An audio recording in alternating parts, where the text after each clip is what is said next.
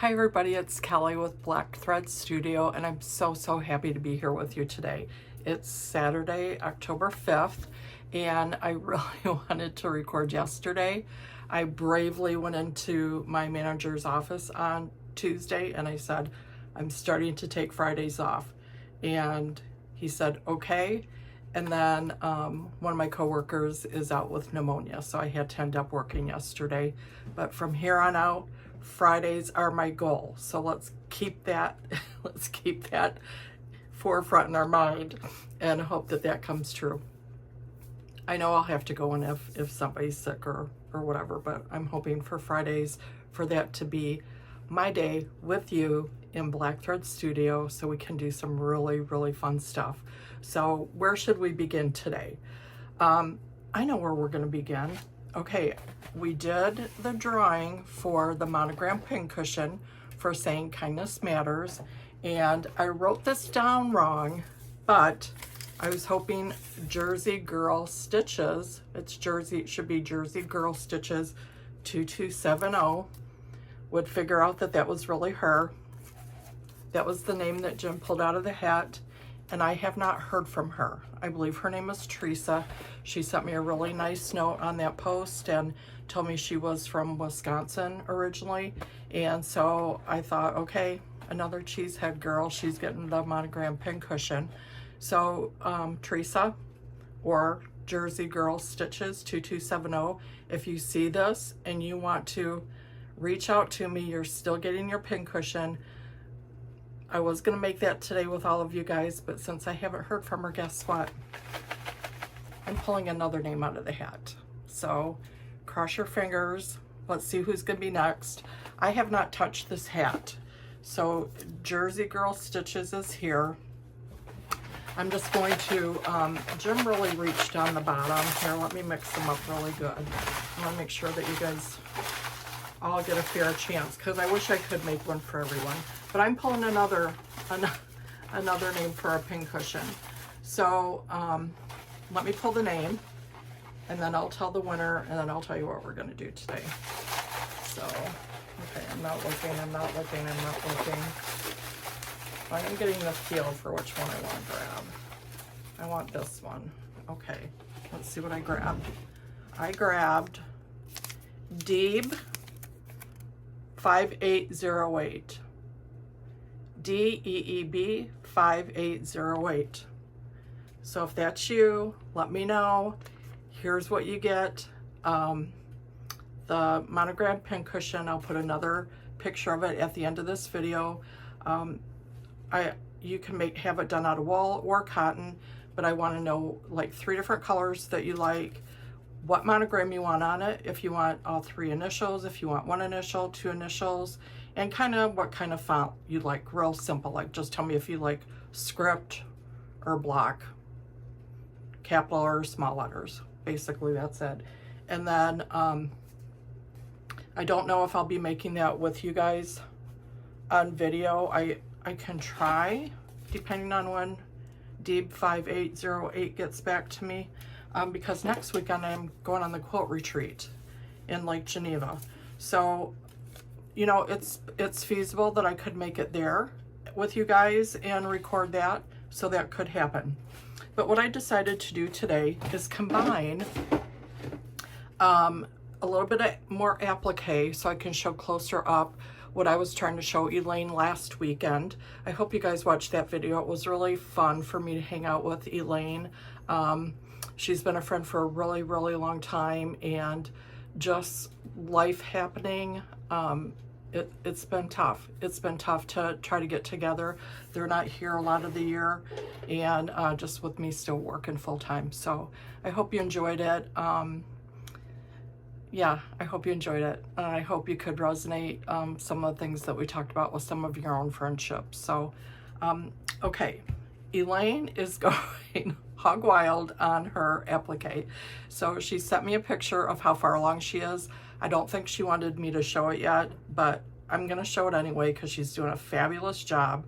I am gonna send her backing and a batting, but she did get all of her seashells down, and she's adding water And cutest idea, she's adding an octopus that's kind of coming off from the side.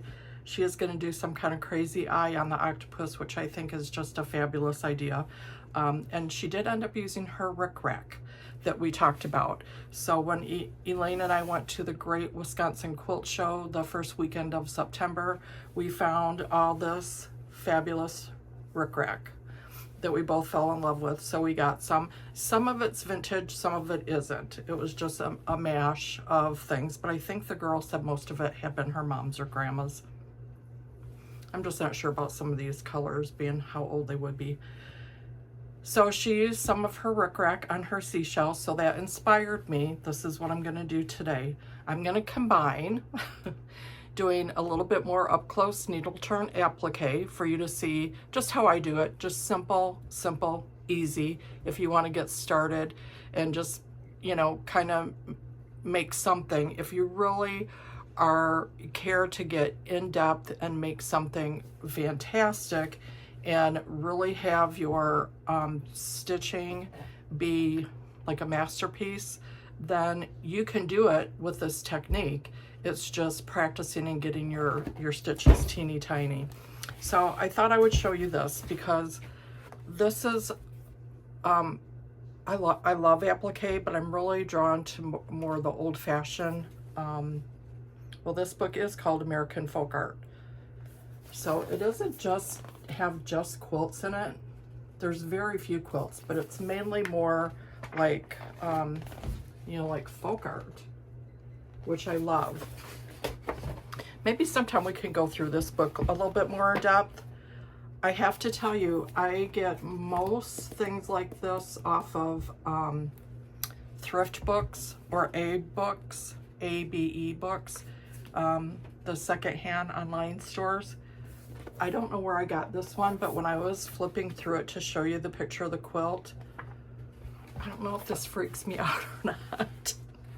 I don't know. I don't know where I got this book, but stuck in here, it says, "Thanks, Kelly, Mitzi Kyle." And it's kind of a shaky scroll, so I don't know if it's someone a little bit older, because that's my mom's handwriting is getting kind of shaky now that she's getting older. Mitzi, if that's you, let me know how I got this book from you. I love this note. I'm going to keep it in here. I just don't remember how I acquired this book and how she would know my name. But I wanted to show you, this is the quilt that's on the cover. Now that is applique. That is applique. Isn't that fantastic? In my dreams, I would love to do something like this. Baltimore album quilts are most well known or thought of as old applique quilts like that. But yeah, I have a few things going that are applique, but nothing like that. So anyway, I will try to show you a little bit more up close applique today in case you're interested in, and I didn't want you to be frustrated because it was really hard for me to show Elaine and reach across her table. We were at a pretty big table and have the camera set up so you could see everything.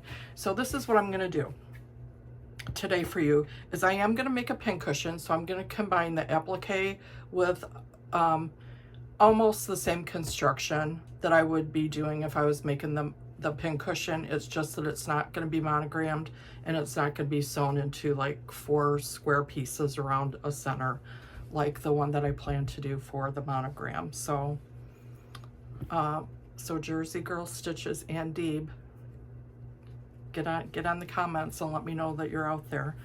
So in just a moment I'll point you down and show you what I'm going to do. The West Suburban Quilt Guild that I'm in 2 of them now, which I'm excited about. The Tosa quilters. They're both local. They're on different nights, so I'm able to do both of them right now with work. The West Suburban Quilt Group is a little bit tougher for me because it's Wednesday nights and I'm supposed to be working till 7 on Wednesday nights. So to let me leave to do my quilt group is a special thing. I just might not be able to do it every single Wednesday. So I'm gonna do, so let me back up, I'm so sorry.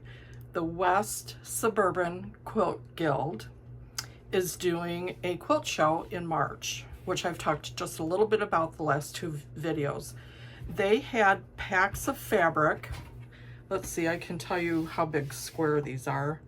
They had about 10-inch squares of a couple different fabrics that were bundled together, and everyone got to take a bundle, and they want you to make something that can go in the gift shop for sale at the quilt show in March, and that will be a way for us to raise some money for the Quilt Guild. So I've been kind of looking at these and wondering what I was going to do. I actually took 2 packs, but this is the one I'm going to use today to show you. And I thought, I'm going to make the pincushion that will sell at the little group, right? So I happen to have had a piece of muslin with some batting cut out and just laying around, because I think I was going to use it for a yo-yo pincushion that I was going to do. I have something to tell you about yo-yos, but that will be in a minute. Remind me at the end. Remind me at the end. I have 2 things to tell you about yo-yos. So I should just tell you now, but I don't want to break this flow right here. So what I'm going to do is I'm going to use this for the top of the pincushion, and I thought this will be great to show you more clearly the needle turn applique, because what I was working on at Elaine's was really dark and a lot of pattern on pattern, so I'm sure it was hard to see. I am still working on that bird, and I will show you when I'm done with it.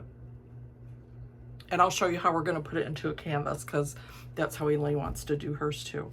So what I decided is I'm going to use this for the backing of the pincushion, and I'm going to fill it with walnut shells.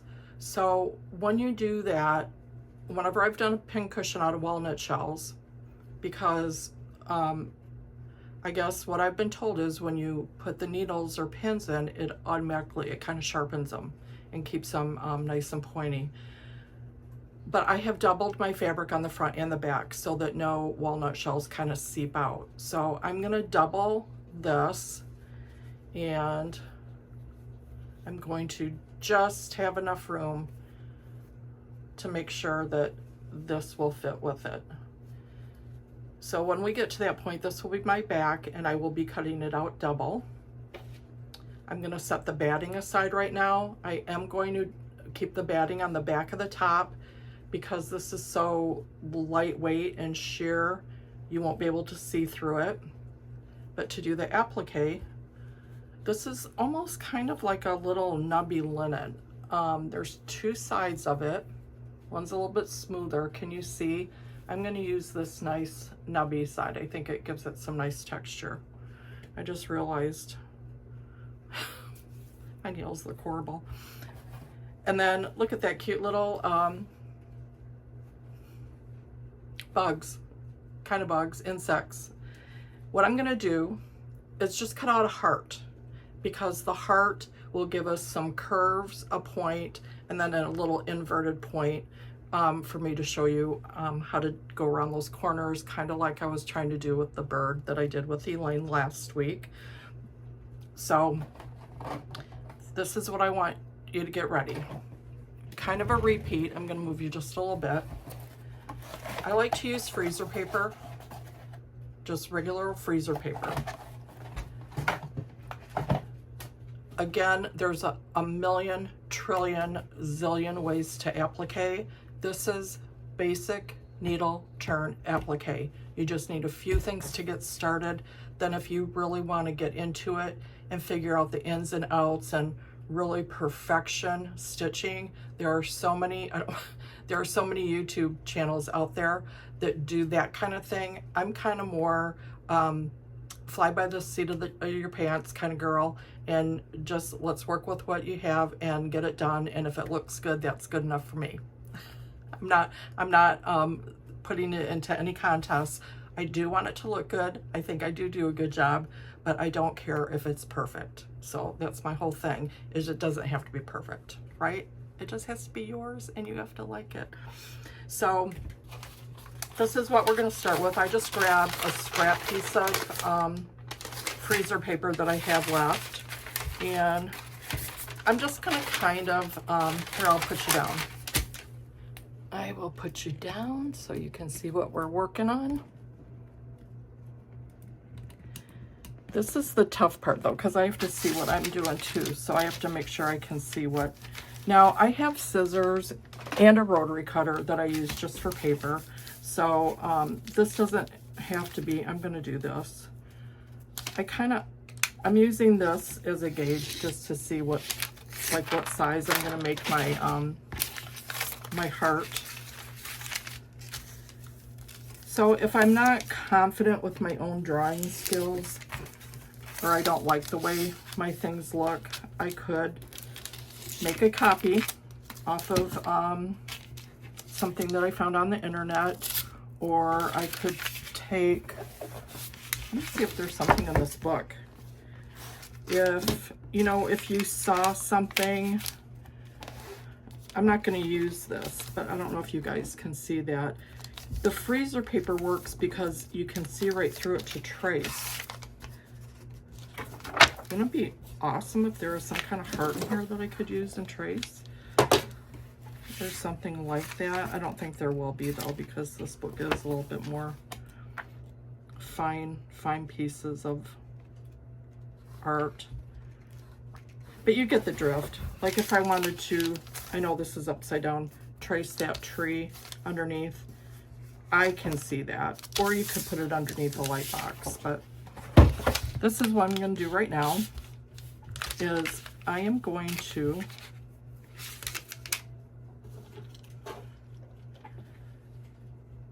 I'm just going to cut out, well, no, I won't cut that out yet. Well, I will. I'm just going to cut out a square piece of this too. That's my paper scissors. I'll just cut out a little square so I don't have to mess with the whole piece. So the bugs is what I'm going to use to make the heart.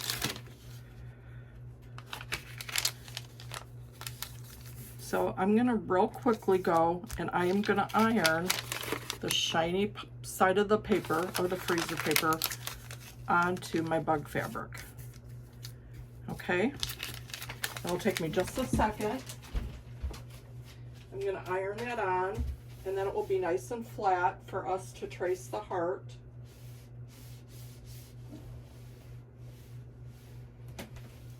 Are you guys doing this with me, or are you just watching today? Let me know. Let me know if you've got something going on with it. It's taking me longer because my iron's not hot anymore.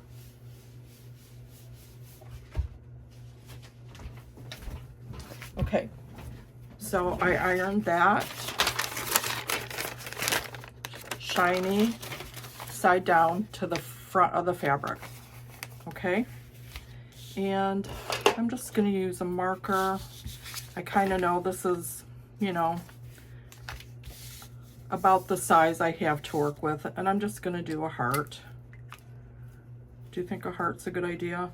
I could, if I want it symmetrical, you know, I could either just draw it like that, and it's not going to be symmetrical, or if I wanted to, I could fold it in half and draw half of it and then cut it so it's symmetrical. You know, draw half. So since I did that, I really want to grab my paper scissors because I don't want to use my little good snips. So grabbing my paper scissors.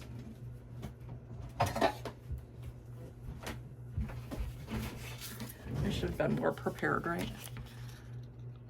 Let's just cut this out. Now, I could cut it on the line, but I want to be prepared. If I cut it on the line, then I'm going to do, I don't know, maybe 1/8 to 1/4 of an inch, you know, as as a fold back and stitching line, you know, so that's going to make my heart smaller.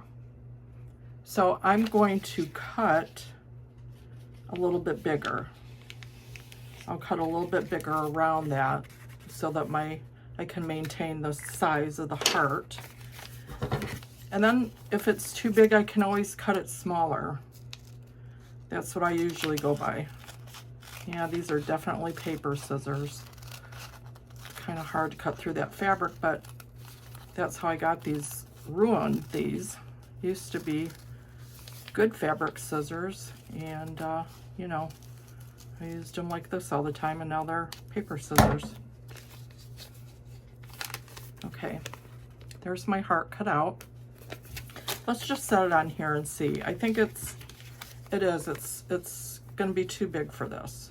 Even if I fold the edges back, it's gonna be too big. So let's just cut it down some more. I guess I am gonna end up cutting it right on that line almost, just so it fits on the backing.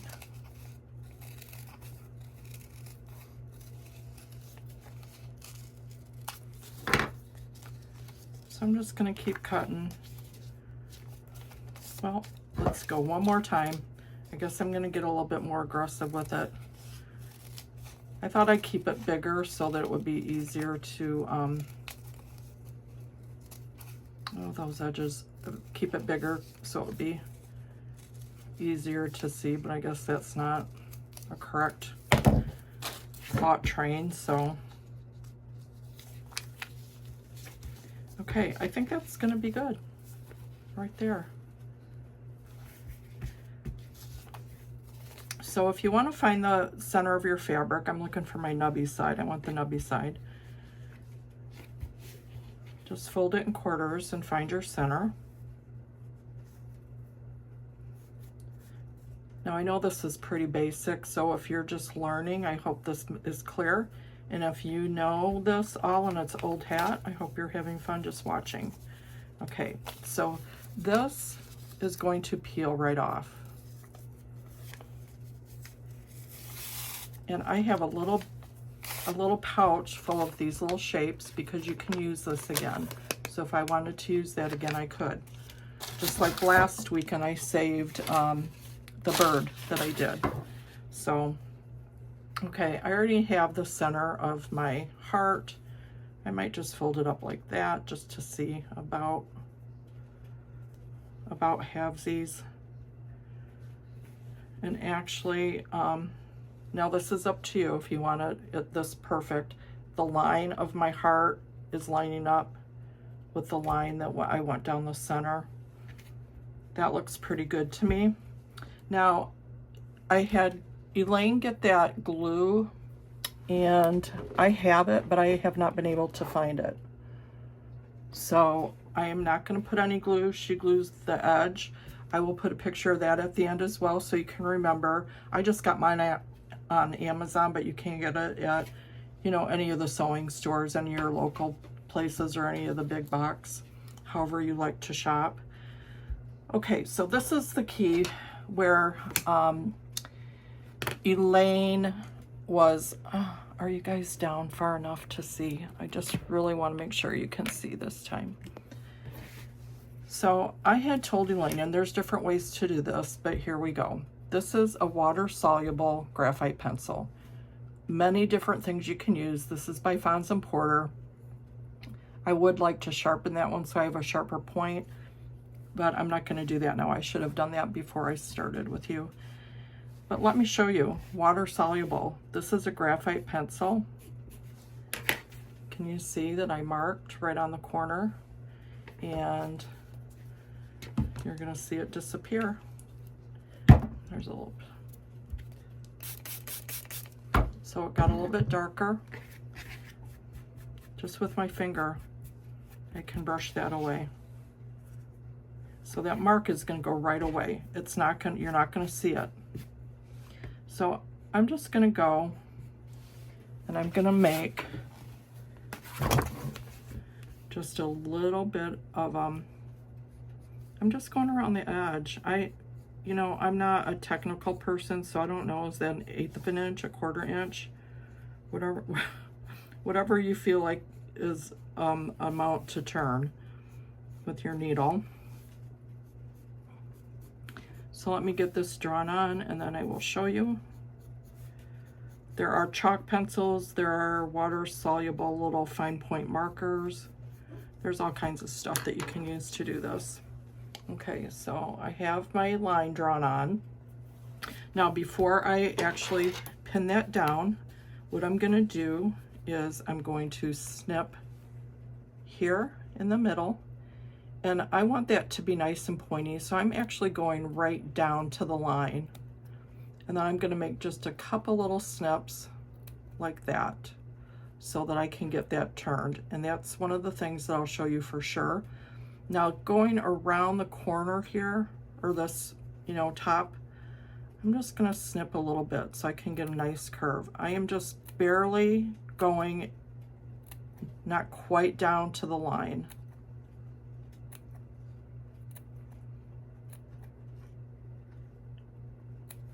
And then down on the point, down here, I'm not gonna do anything with the point yet because I have seen a couple ways to do it where you can snip it and turn it, but when I did that on my bird's beak, it really frayed. There's another technique where you turn this. See, I think I'm gonna leave it because you turn it and then you have that little bulk. You can snip that off or then just fold it back with your needle like that and you'll have a nice little point. So I think that's what we're gonna do when we get down there. So I am just going to use my little applique pins. These are little teeny.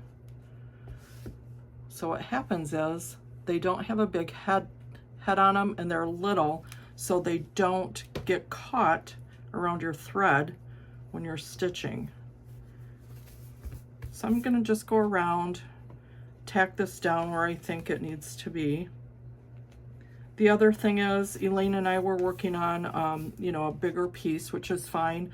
But if you want to start and practice, something like this is perfect because it so easily fits right in your hand where you can grab it.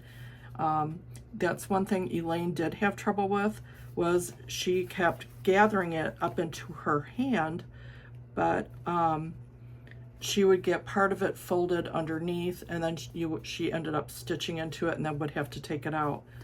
And I don't know if you guys caught this at the end of the other video, when she was sitting on the porch and we were relaxing. We did end up having wine, by the way, a glass of wine.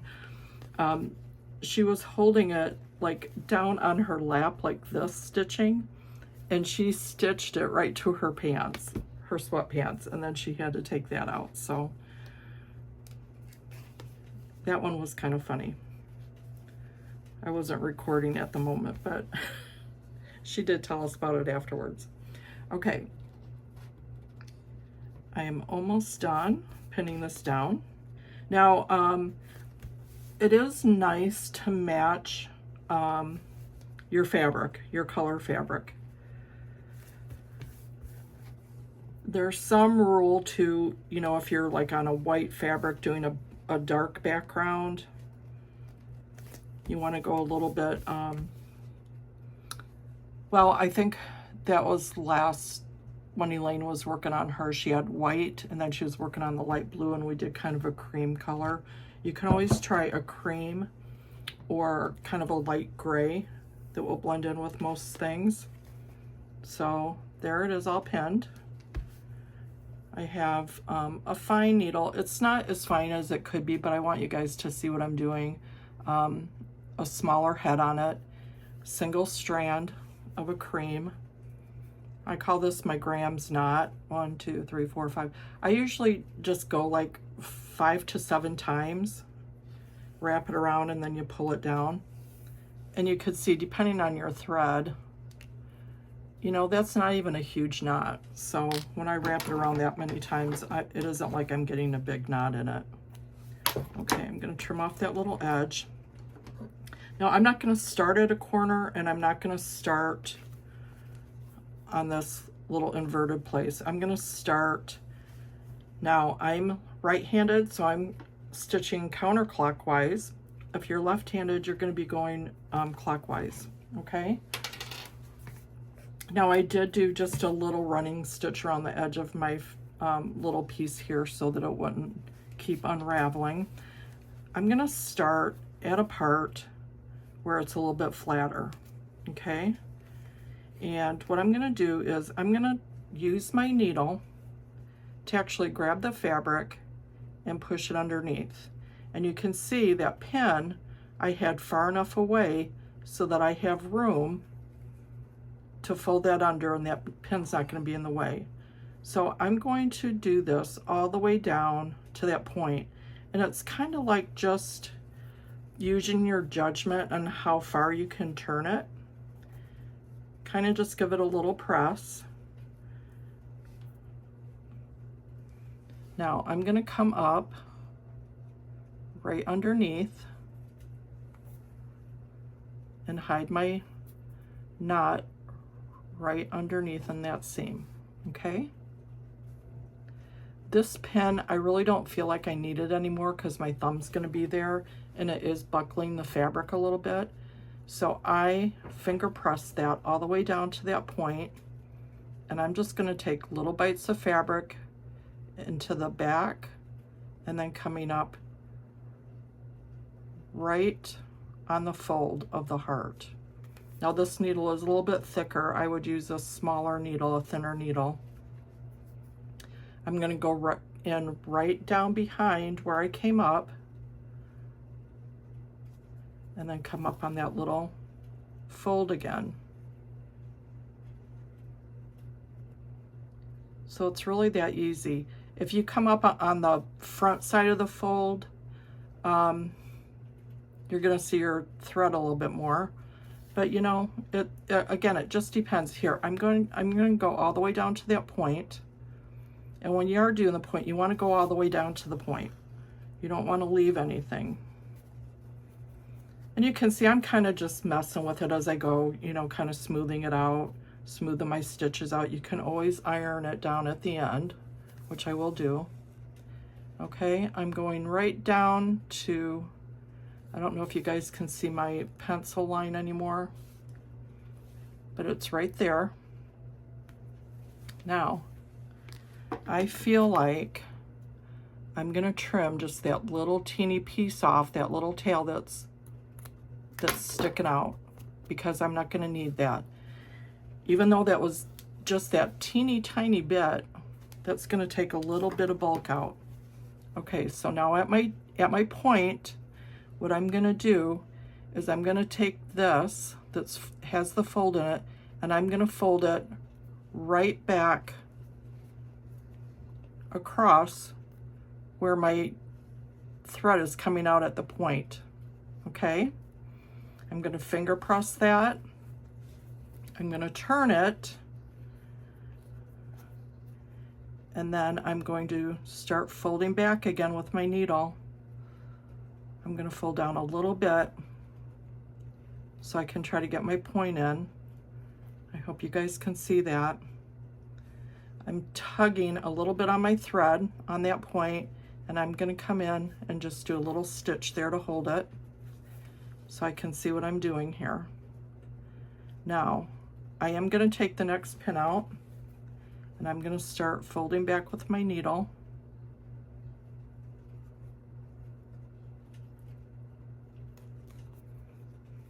And finger pressing.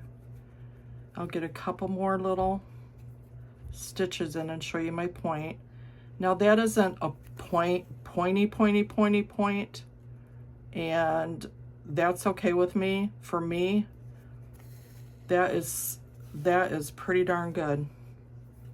I don't have any frayed edges. Everything's folded back smoothly. Like on my bird, I wonder if I should grab that to show you guys. Where I cut up, there's a method where you can cut up to the line and fold it over, which is what I did, and I don't like that method. I tried it. Let me see if I can grab my bird real quick while you guys are looking at that. So so I can show you how frayed it got.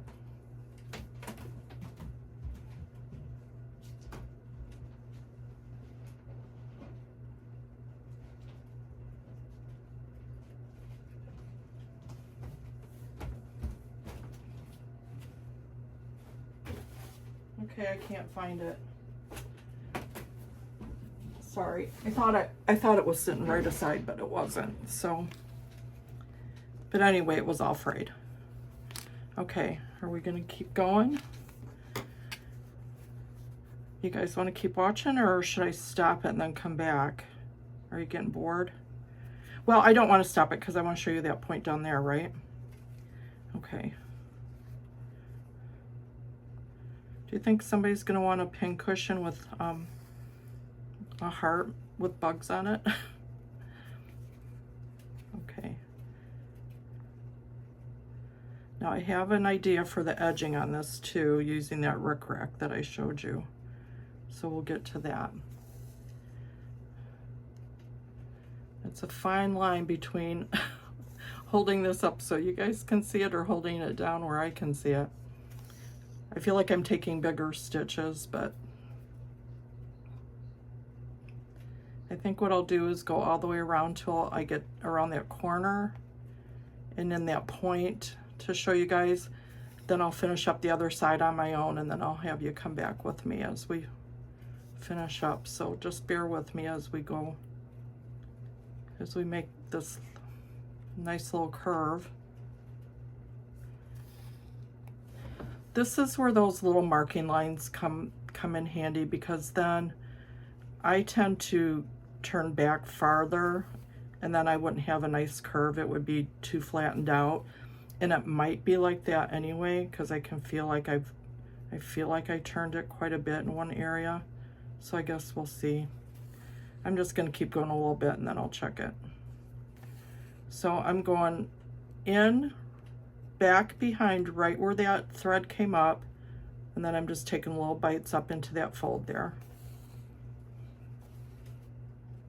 And once you get going, it goes pretty quick. Now, I don't know how I would handle, some people do such fine little detailed, teeny tiny things.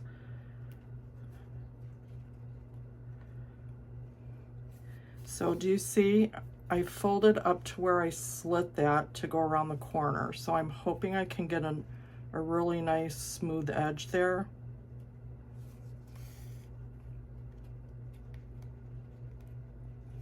I'm gonna break here and take this pin out, and I think I'm gonna take the next pin out too, right here. And you can see where gathering that fabric and giving enough room for your thumb to meet up where you're folding is really important and makes it easier.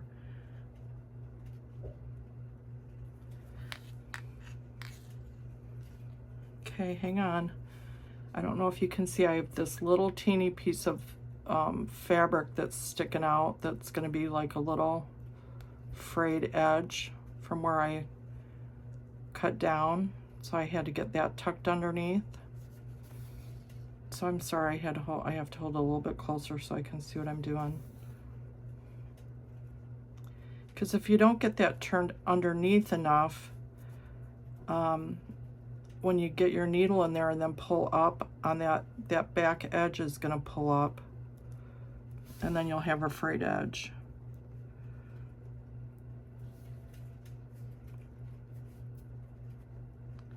So I feel like I'm flattening out this curve too much. So let me get a little bit closer here and then I'll show it to you.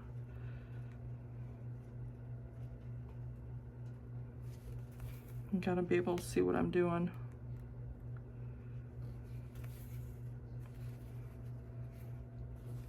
Okay, pretty good. Pretty good, not too bad. Okay, we're almost going down into this little inverted area here. I'm gonna keep turning, I'm gonna turn it all the way down as far as I can go,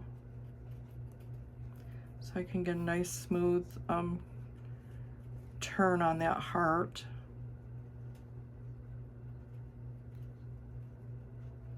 And who's saying my heart has to be perfect, right? Who's saying hearts are all the same shape or have a nice big round top to it?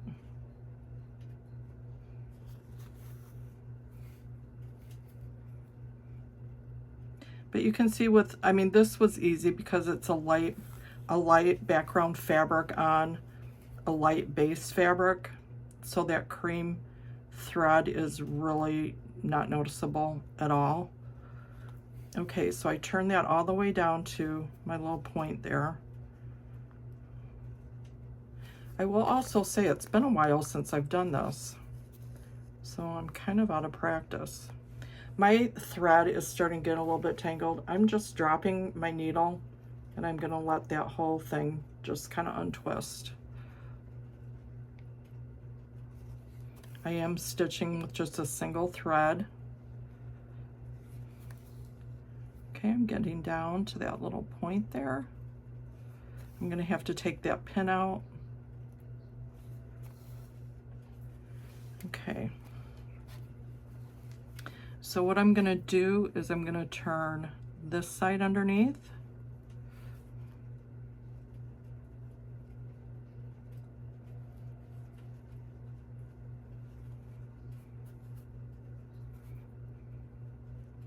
There's one little thread sticking out and I don't feel like I can get it turned underneath well enough, so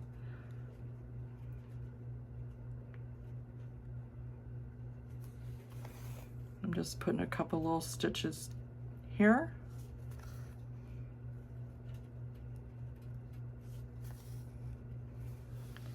I'll take out this pin. Okay, I think I'll give you guys a break here from watching me stitch this whole edge around, but I'll come all the way around. Then when I get done, I'm gonna press this really good, and then I'll come back and show you what we're gonna do from there. Okay, I'm back. I've got the heart stitched all the way around. You can see it's not, you know, it's not perfect, and that's okay. I do want to show you though. So this is how things go for me and how I like to handle them. That's why if you want to learn something, the perfect way to do something, then you need to, then I always say I'm not your girl. While I was ironing this down, my iron spittled and kind of scorched the fabric. Am I gonna do it over or care about that? No, I'm not. So this is what I'm gonna do. I found this little teeny piece of checked fabric. I thought, oh, won't that make a cute little yo-yo? It wasn't even, I couldn't even cut it round. It was just kind of oblong round, and I made it into a little yo-yo. So what I'm gonna do is I'm going to stitch that right on top of wherever that shows. I think there's a little part right there that might show that I might have to try to get out with some cleaner. But as we're still designing this little pincushion, I've got this ready onto the batting, and I've got the back ready to go. That's just doubled. I'm actually keeping the right side showing on both, because then when I go to stitch it down and turn it inside out, I don't have to worry about what side's which. So I just left it like that. Okay, since this looks kind of plain to me, what I decided is that when I get this put together, I picked out part of the rickrack that I had gotten from the Great Wisconsin Quilt Show, and I'm gonna stitch this down around the edge of the pincushion. And I chose the yellow just because there's a little bit of yellow in here, and I thought it would look nice and springy. Then I thought, wouldn't it be fun to do some yellow stitching right around the edge? But instead of doing stitching, I kind of thought that I would try this technique. which I'm not making it up, but I'm making it up as I go along. So when I was at Elaine's, I brought this piece with me, and they went through, and on the edges of these, it looks like they just took strands of DMC floss. You can tell that looks like a tail, and it looks like they just outlined the shape, and then they came back in with little teeny couching or tacking stitches and left it pretty even. So I'm going to try to do that, but I'm going to make it easier on myself. I'm going to use my liquid stitch glue, and I'm going to just glue this down around the heart edges, and then I'll come back in and tack it.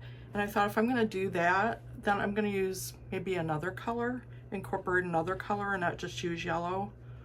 I don't know, I haven't decided that, so maybe we'll decide that together. So come back down with me, and I decided to make it easy on myself. Now I keep the thread attached to the back. I knot it off so that when I go to stitch it on, I've already got that ready to go. And I think that's gonna make a really cute little puffy yo-yo. I think when I stitch it down, I'll try to make it a little bit more of a circle shape. But for right now on this, now this is a permanent glue, so it can gum up your needle if you're worried about that. Otherwise, you could use a temporary glue like the other one that I was talking about that Elaine used last weekend. But I can't find mine, so I am just going to do a little teeny bead of glue. Now this does dry clear, and you don't need very much of it. I'm putting this right on the edge. I do have the batting underneath because when I couch this down, I want to include the batting. That way it will almost kind of give it like a little bit of a quilting effect.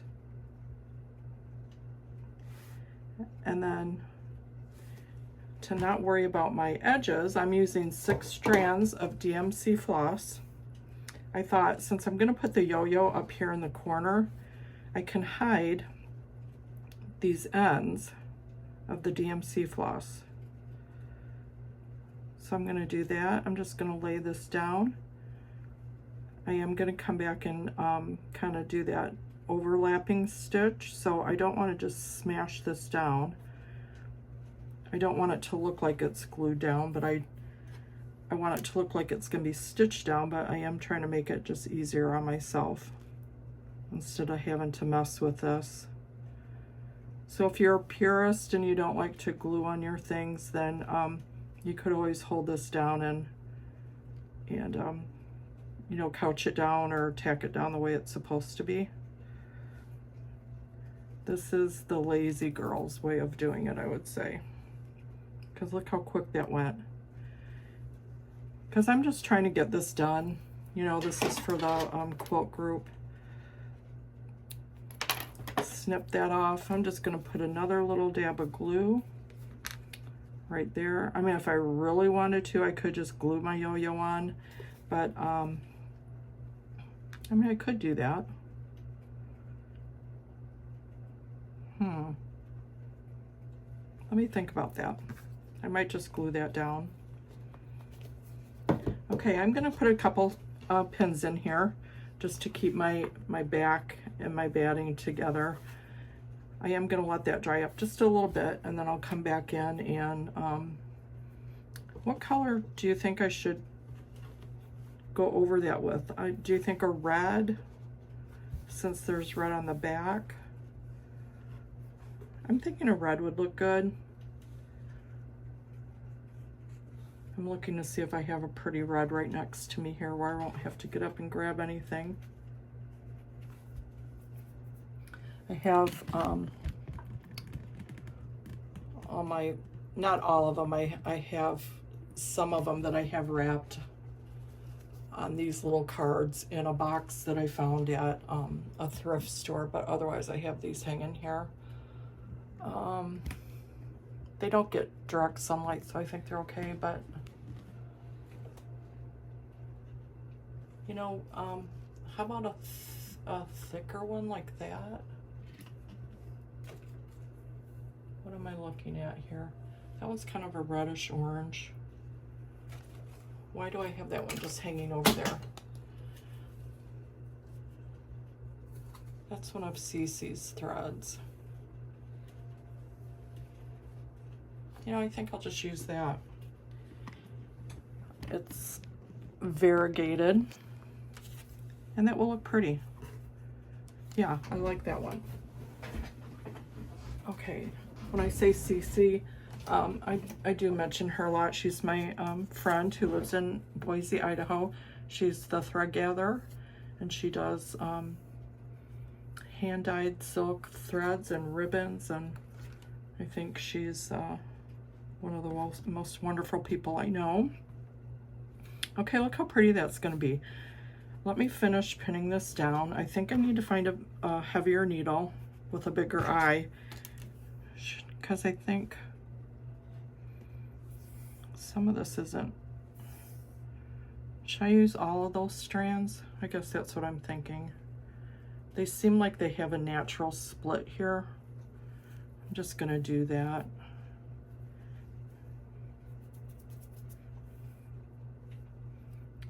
Her floss comes 12 strands, I believe, so this looks like it's probably about more. I took more than half on this one, about 7 strands maybe. Okay. I feel like I'm not staying focused, but I guess I am. Okay, that's pinned. This feels like, I mean, this is still a little bit tacky, but I can definitely stitch over that.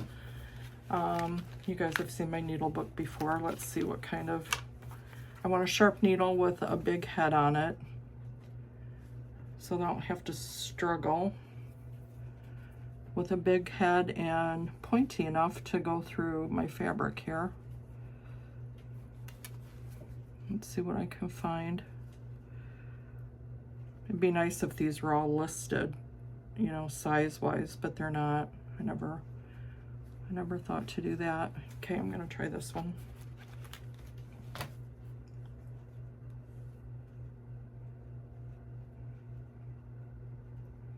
It's always fun to try to see someone else. Here, I gotta take that off. Threading a needle, right?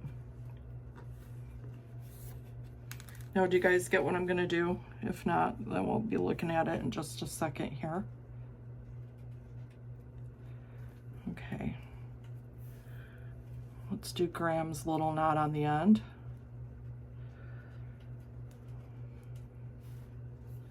Twist it around and pull it down. Sometimes I do cut off my knot. That time I didn't. Okay, I'm gonna come up, I think I'm gonna start right on that little point, and I'm gonna come up all the way through on the bottom. Now remember, I'll either have to wipe off my needle, because I can feel it's a little tacky. So I'm coming right up on that. I think I will be consistent and go from the outside, and I am going over.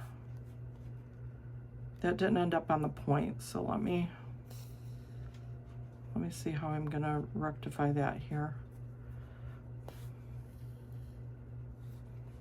There. Okay, let's go around.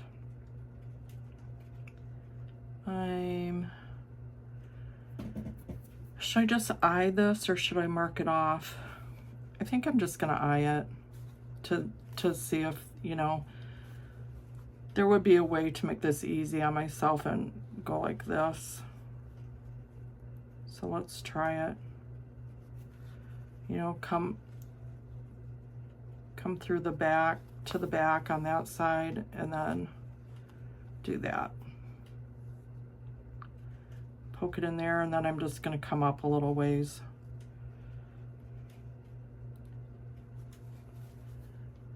coming up through the back and then coming on the other side of the inside of that yellow floss. So I'm just making that little crossroad kind of.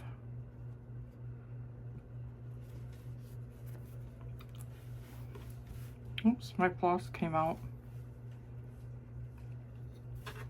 Is that gonna look cute?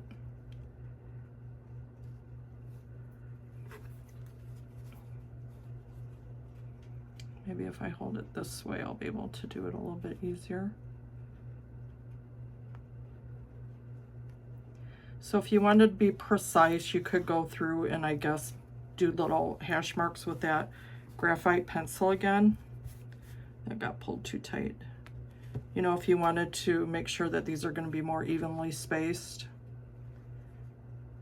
Now again, that is a little bit tacky with that glue on there, but I can stitch through there just fine. I'm not pulling too tight because I don't want to pucker that.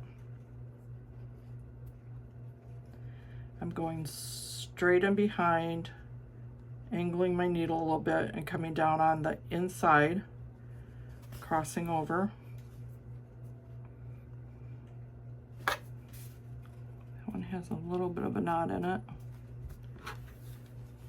I think that's cute. I feel like that adds something. You know, it breaks up just all the bland color. It gives it a little bit of a little kick. Keep pulling my thread out. Are you guys thinking about what you would do with it? Would you do something different? If I really wanted to go crazy, I have all these charms. Wouldn't it be cute to put a little charm on it? I think I have a charm that's some kind of bug or a butterfly, or maybe we'll look at that, huh? Because that would be easy to glue on and it really wouldn't be in the way of you using it as a pincushion. It would just be like a little decorative special thing. I talk about this too. My daughter always says, Mom, less is better. You know, she likes less. And I always feel like I just want to keep adding more things. Okay, even though the yo-yo is going to be there, I'm just going to keep going and make sure that those little ends are tacked down. They're not going to stick out or go anywhere, but I'm just going to be consistent here.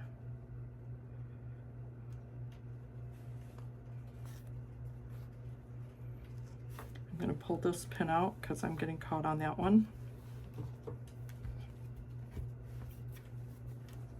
So see, this is going all the way through. So it's holding that backing on.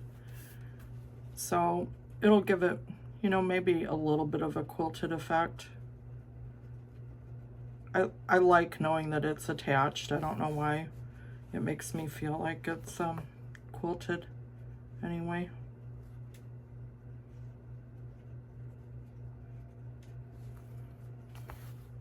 Okay, I'm going to keep going around.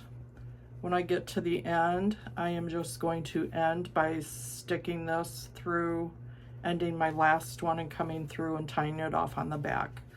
So I will see you in just a little bit. So you can see all that red stitching will be those little teeny tacking pieces that we did on the other side. So while I was gone, what I did is I made a little kind of a little tacking stitch, I guess, down the bottom of that and of this piece here. That way, when I turn this inside out and I go to fold those edges in to stitch it down after I get the walnut shells in, this won't just keep fraying away. It will give me a little bit more of a secure edge to stitch down. So when I do that on my ends, I go in just a little bit on the corner so that I can get a nice turned corner. It does make it tighter to turn this inside out and to get it flipped around, but I'm going to show you how I do that. So I meant to grab, I usually use like a chopstick. So I'm just going to very, very, very take off these very little corners because I'm stitched so close to the edge. And I'm just gonna start flipping this inside out. And for your sake and my sake, let's go down to the table, okay? Okay. By the way, I don't know if this is a good tip or not, but I have a cutting board that you usually use in the kitchen, and I got this and I use this on my lap. I use it, you can see I have little pen marks on it. I use it when I'm doing my English paper piecing, and you know, and we'll do that too, but I use this when I'm gluing my papers to my fabric, because I do the glue method. But I use this for a lot of things, so I was even using it as a little base while I was working on this. Okay, I'm getting to the point where I need to grab my little chopstick, but you can see this is, you can see just enough of the little red tacking pieces that make it look special. Okay, I've got my little chopstick here. So let's poke out those corners. With something thicker like this with the batting in there, you're not going to get a real pointy corner. So just so you're aware of that, if you have all that batting in there. Okay, I want to show you what I did. Look how close I am to the edge. Now, if this was already finished and I saw that, I probably would just glue that. But since it's not that far yet, I gotta see where I'm off the edge. I'm gonna stitch that in just a little teeny bit. Here, look at all my, take a look at all my charms while I'm stitching this up just a little bit. I have to just go around that little corner and see where I caught that edge, or where I didn't catch that edge. I know it's rude of me not to bring you with me, but this is only going to take a second. Okay, so let's see. Those are the charms that I was digging through. I'll cut my strings off and let's see if I did a better job this time. Oh, I didn't. Do you see it's still not catching? I'm gonna have to come in a little bit tighter on that side.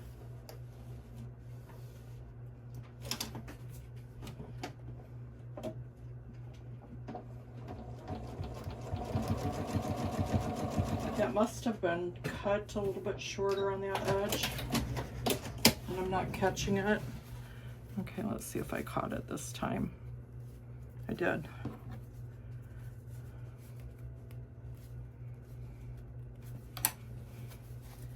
Okay. So sometimes I will take this and actually fold it in, and I think I am going to do this because it will be easier. I fold those edges and then I just give it a nice little press to press that down so that I'll have a nice folded edge when I go to, after I get the walnut shells in there.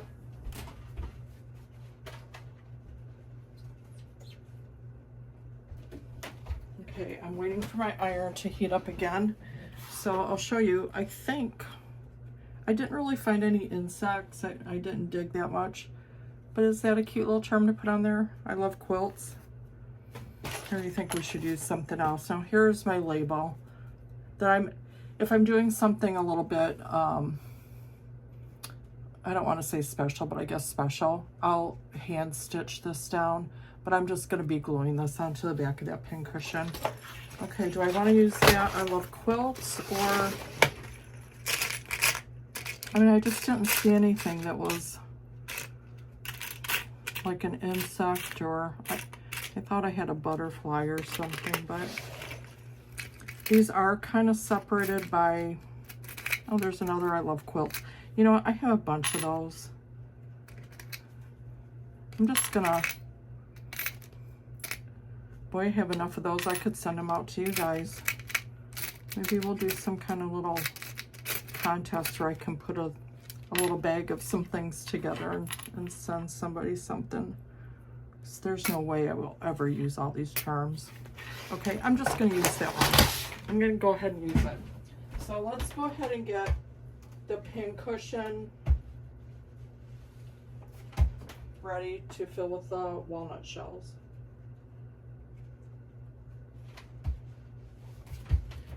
So the walnut shells, I just buy them on Amazon. I think you can get, a lot of people use, I think pet stores have them.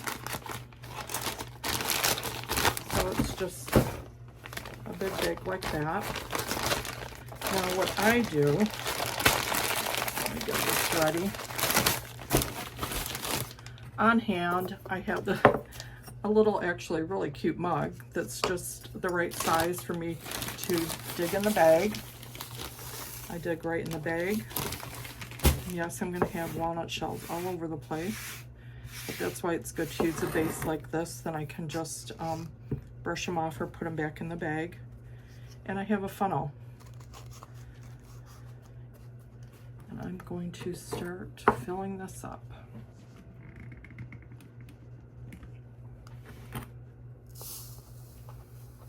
I don't know how, I mean, something this size, I might take a couple little mugs full. I like to put my seam on the bottom. I don't know if you guys do that. I have done it before where I have stitched it all the way up and then actually cut a slit and stitched around it on the back. Grabbing something to show you.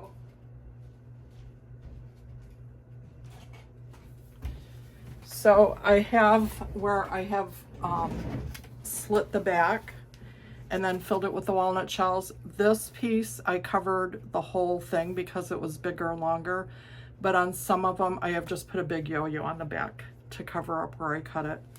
So that's just, I don't even use this for anything. It is full of walnut shells. I just like the way it feels.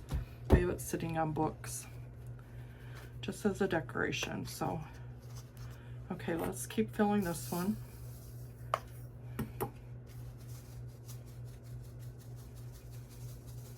Just kind of shake that down. I'm trying to get it down into the corners.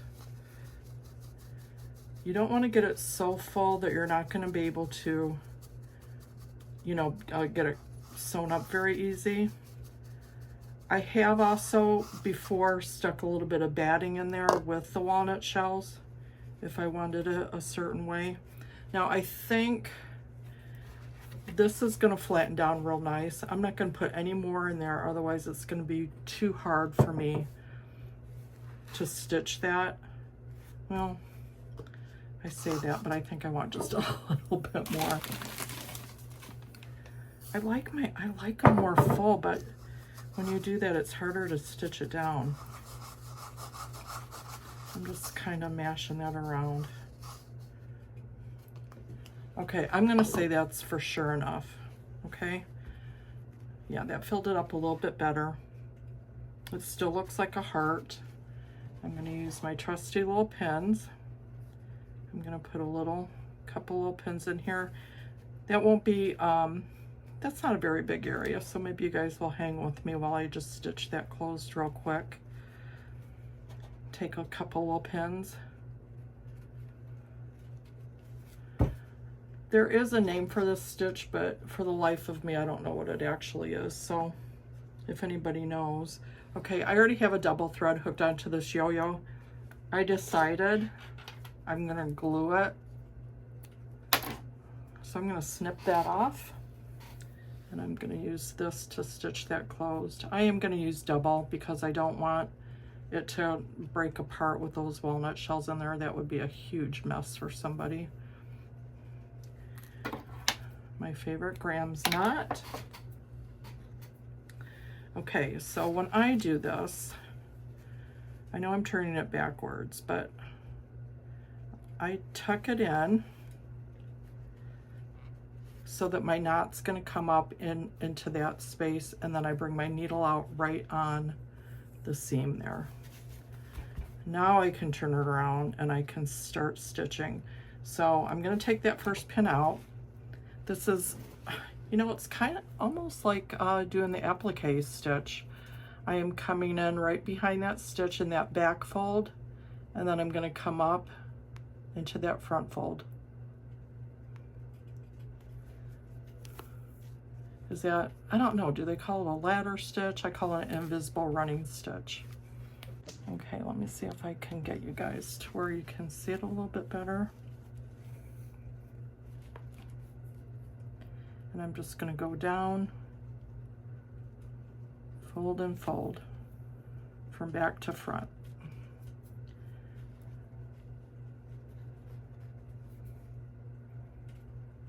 I took too big of a stitch there, but I'll pull that tight. Just take little bites so that that's nice and closed up so that none of the walnut shells can get out. Actually, I'm going to show you my little trick here, because I don't like that little gap right there on the end. Make sure I'm not coming out on the front so you don't see my stitches. So far, so good.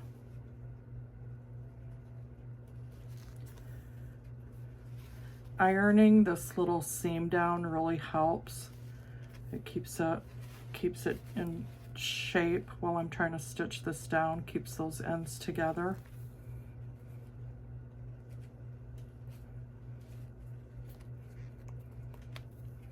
Now, the question is, how much are they going to charge for this little pincushion? And how many will I make for the quilt show? I mean, if you did kind of,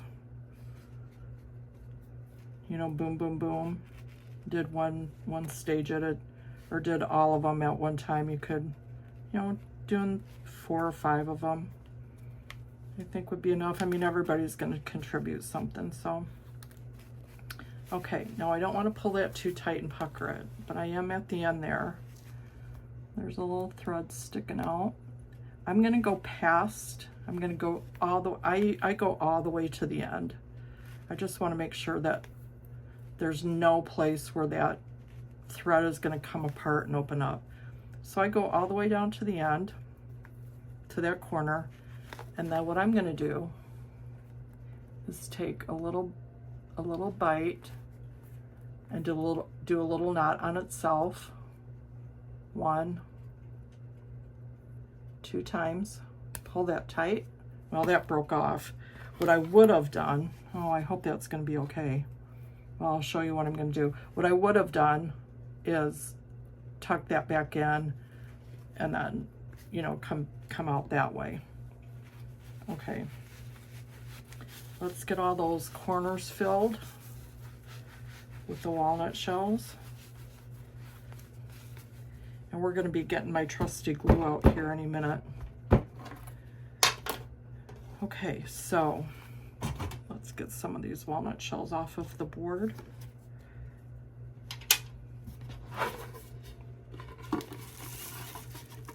Putting that back in the bag. Okay. Do you guys think that we should just glue this? Because that's what I was going to say. I don't like how that little there's a little teeny space. It's not open, but what I was thinking is this is going to be on the end of that anyway. Do I like this big rickrack going around? Do I?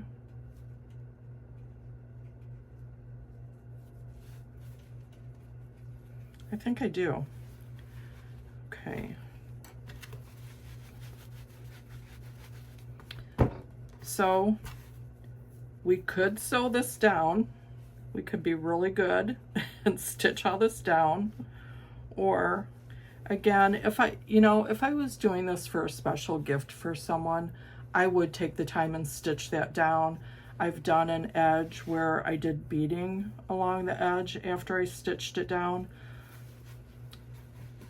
So let's just think about, I'm not saying this isn't special, but you know, I might make a few of these. I just want to get them done.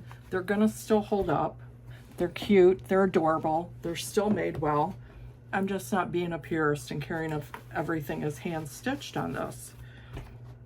So if you guys are with me, give me a thumbs up on that. Otherwise, are we gonna care? Because I am just gonna glue this. Now, what should I do? Am I going to see if that's gonna match at the end? Or should I be literal, or should I be more, I'm thinking about this. I'm thinking. I think I'm just gonna try to see how it matches up on the end. Okay. Okay, here we go. I'm gonna start in the middle, and I'm only gonna stitch or glue where I'm going to be coming around like this. So I'm gonna go from one center down to the next center, okay? So I can make that corner in one swoop. Again, this is the Liquid Stitch Permanent Glue. Okay, this end I'm gonna have so that it's going down to the back, that raw edge. Do you see that? Okay, this dries pretty quick, and as you can see, all I have to do is kind of pinch it into place, and it's holding. That's why I love this so much. I always say I wish I would have bought some stock in this glue company. Not that I know anything about stocks, but I guess I wish I did. Okay. I'm going all the way around the edges. That is sticking really well. Again, this will dry clear. I really did think that I was going to stitch this down, but that just goes to show you can always change your mind.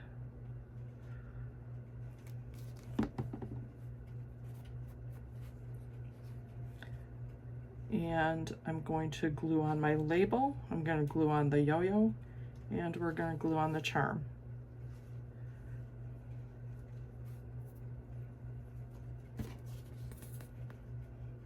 This yellow rickrack, so the quilt show will be in March.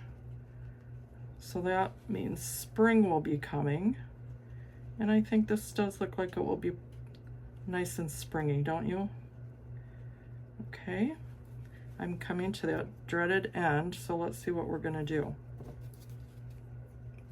And come around that corner.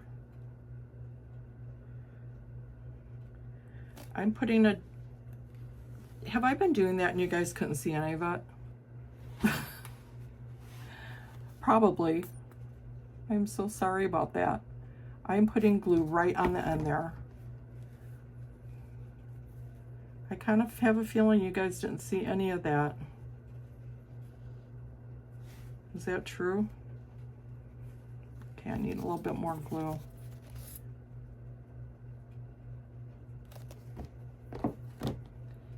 Okay, I'm going to be careful with my scissors. But do you see how that lined up perfectly? Okay, where are my nice sharp scissors? I am going to cut this at that angle, and then what I'm going to do is make sure that gets glued down really well. Now if you use too much of this, it will kind of have like a little hard pocket on it, so don't go crazy with it. You want it to stick, but I'm going to let that sit for a minute because I can always come back and do the edges. And I still had some rickrack left. I think I got a yard of each, so let's just say that probably used half a yard. Okay, put my glue away. That sat for a second. Now I'm gonna get that kind of pushed into shape with the walnut shells, and it will fill up any gaps that there were on the rickrack there, where there was glue or no glue.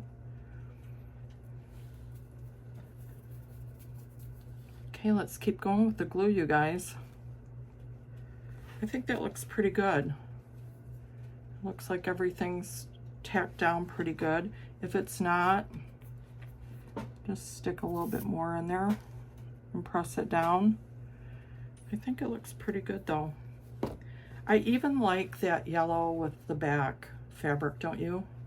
Even though there's no yellow in there, I think it just looks really sweet. Okay, this looks like it needs a little bit of something there. A little bit of rearranging with some extra glue, as well as right here.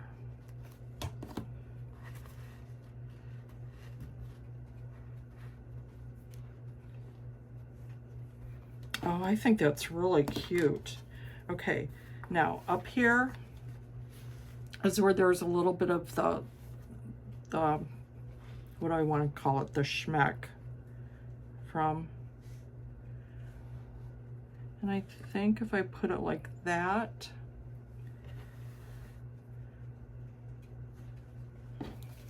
so again, I'm just going to glue this. I'm putting the glue around the edges, really good around the edges. This is where you can press it into place and make it, the edges pucker up if you like your yo-yo to be more puckered up or lay flat. I'm gonna put it, I wanna make sure it's getting over that schmecky part.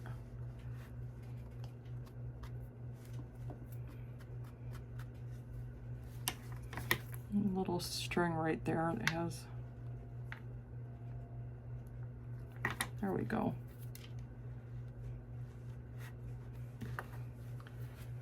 So you can see how I was pressing that down so it got kind of like a little puckery shape. Okay, now, do we want to put the I Love Quilts on there? Yes? Okay, so to make it look like it's not just stuck on there, I'm either going to do yellow or red DMC right on there. I'm just going to thread it on just like you would if you were stitching it on. I'm looking for the floss, the red floss I used. So let's see how we're going to do this.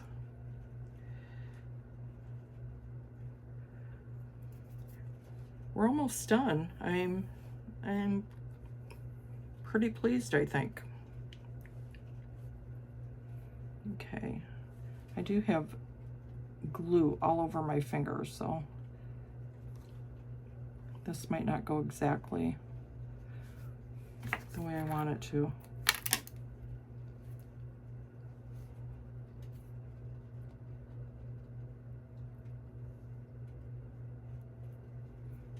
Oh boy.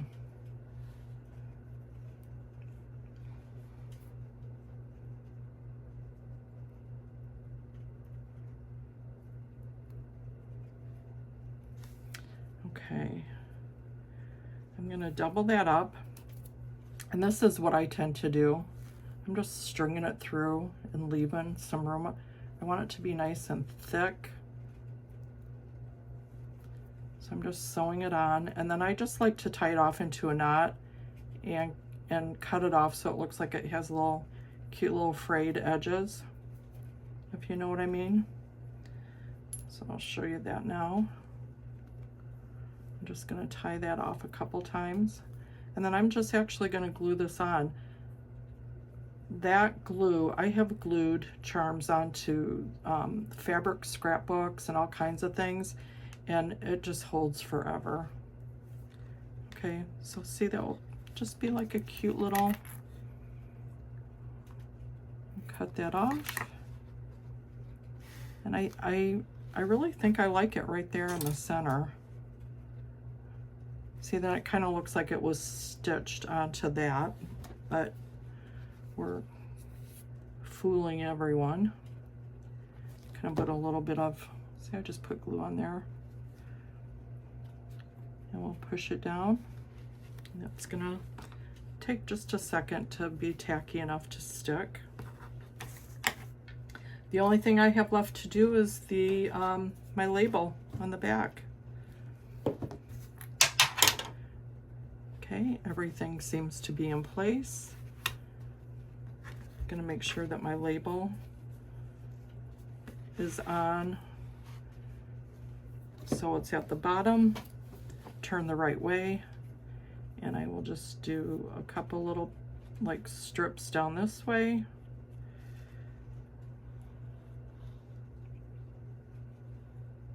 I think that you should put a label or somehow your initials or the date. I think you should always identify whatever you do. I don't care, you know, as far as what you make. That will go right there. I'm just kind of eyeballing it.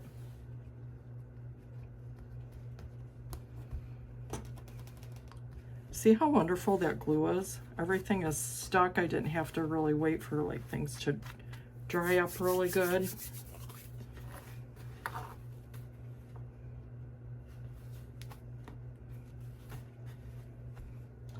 Let's see how it works.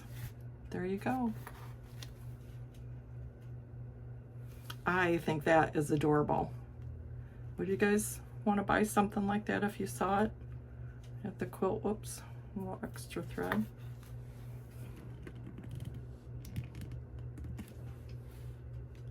That was our Saturday. You know what, I've started doing that. I think my grandma used to do that, my gram, I think. Yep.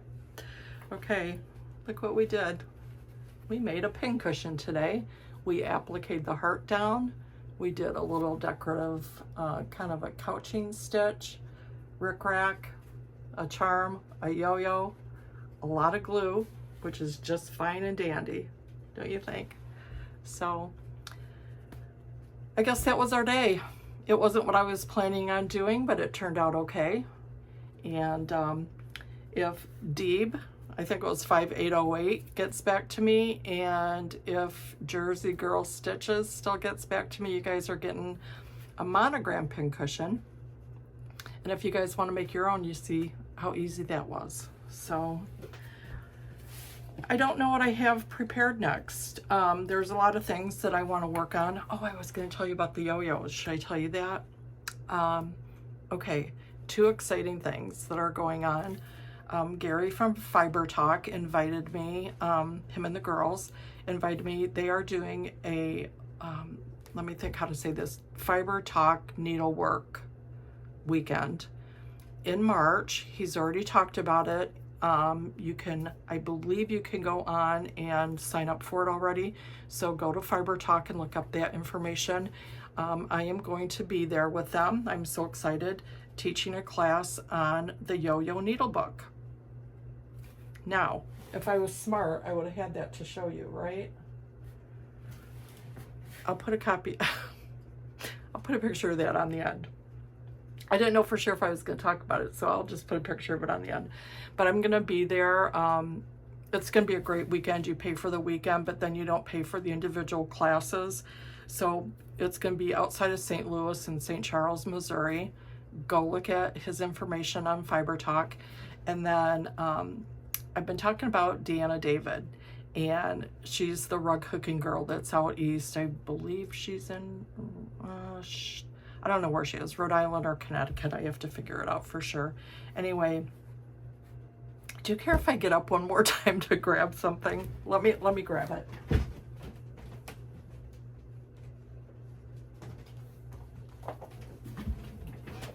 So Deanna is probably the biggest cheerleader I have seen for other crafters, other artists, whatever you like to call yourself, whatever you like to do.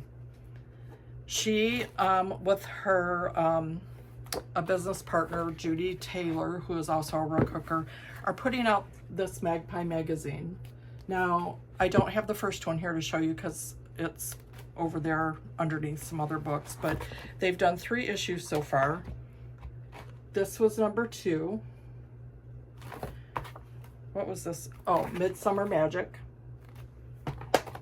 This is number 3, Country Fair. This is the one that just came out, and you can go to her website, which is Ribbon Candy Hooking, or Ribbon Candy rugs. If you put in Ribbon Candy rug hooking, it will come up. You can buy these from her, or once they're sold from them, I believe they go to Amazon, and then you can purchase it on Amazon. Anyway, she has patterns in here, and not just for rug hooking. A lot of her patterns you can adapt to even applique like we did today. You know, maybe turn it into some kind of cross stitch or embroidery for sure. But she showcases all her subscribers that know and love her. She invites, you know, to be part of her magazines. She has these great articles. You get to showcase your rugs. So she put out a call, and she says the majority of it will be rug hooking and rugs, but she did put out a call if anybody does some quilting, embroidery, other things, that she'll include that, because she's kind of all inclusive. I think she did quilting and all of that herself. So I sent her a few pictures, and she's gonna, in the next issue, which is called is it called Marshmallow World, maybe, for the winter issue, I'm gonna do a little article and a little snippet on how to make yo-yo ornaments, and how I use these yo-yos on a little snowman art quilt that I did. I don't know for sure. She might be turning that snowman that I did into a rug hooking design, which would be so fun and fantastic. So those are just some things coming up that you guys can look forward to. This is why I need my Fridays off. This is what we're shooting for. So you guys, I want to bring you along with me. I guess in my mind I'm thinking, you know, here's a girl in her 60s. I'm gonna be 64, and I've dreamt of having more of my sewing and my needlework more part of my life than not, and I'm just going for it. I'm trying so hard, and it's giving me so much joy. It's fulfilling me. It's making me a happier person, and it's making me happier to be able to share it with you guys. So thank you so much for being here. I will say that. Thank you, thank you, thank you, old subscribers, new subscribers. Keep on coming back. I hope that we'll keep on having fun together. Shoot, I was gonna pull a Shirley's Cottage newspaper article today to read to you, and I forgot. See, I just have to, what I need to do is start making a list. I need to start making a list. So anyway, and what else? I think that's all. I hope you guys are stitching. I love to, I know I say this all the time, but I hope you have a beautiful weekend, a beautiful day. And when I say beautiful, I mean that I hope it gives you everything that you're looking for. If you're looking for peace and quiet, if you're looking for time to spend with family, time to stitch, time to be outside in the nice weather, or here's what I was telling myself today, because it's so beautiful out and I'm just dreading it getting kind of dreary in those dark, cloudy days. But I'm determined in my new way of trying to be, that I'm gonna find beauty in those dreary days, even this winter. So when I'm struggling and I'm telling you that it's a dreary, ugly day, just keep reminding me that we're gonna find beauty in that.